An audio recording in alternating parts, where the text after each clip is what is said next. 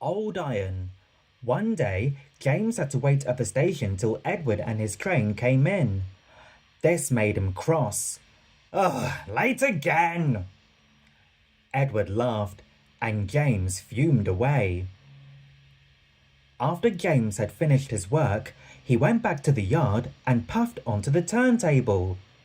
He was still feeling very bad-tempered. Edward is impossible, he grumbled. He clanks about like a lot of old iron, and he is so slow, he makes us wait. Thomas and Percy were indignant. Old iron? Slow? Why, Edward could beat you in the race any day. Really? Said James. I would like to see him do it. Next morning, James's driver was suddenly taken ill. He could hardly stand, so the fireman uncoupled James, ready for shunting. James was impatient. Suddenly, the signalman shouted. There was James, puffing away down the line.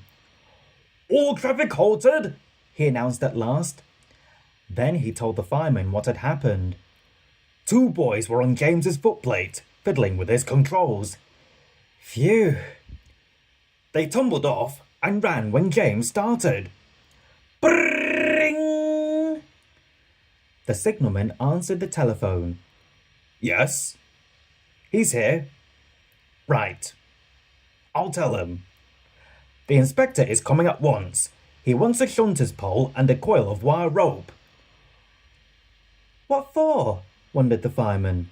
Search me, but you'd better get them quickly. The fireman was ready when Edward arrived. The inspector saw the pole and rope. Good man, jump in. We'll catch him, puffed Edward. James was laughing. What a lark, he chuckled to himself. Suddenly, he was going faster and faster. He realized he had no driver. What shall I do? I can't stop! Help! Help! We're coming! Called Edward. Edward was panting up behind with every ounce of steam he had. At last, he caught up with James. Steady, Edward, called his driver. The inspector stood on Edward's front, holding a noose of rope in the crook of the shunter's pole.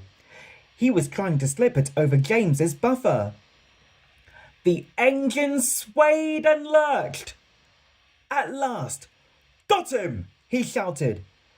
He pulled the noose tight. Gently braking, Edward's driver checked the engine's speed, and James's fireman scrambled across and took control. So the old iron caught you after all, chuckled Edward. I'm sorry, whispered James. Thank you for saving me. You were splendid, Edward. That's all right, replied Edward. The engines arrived at the station side by side. The Fat Controller was waiting. A fine piece of work, he said. James, you can rest and then take your train. I'm proud of you, Edward. You shall go to the works and have your worn parts mended. Oh, thank you, sir, said Edward. It'll be lovely not to clank.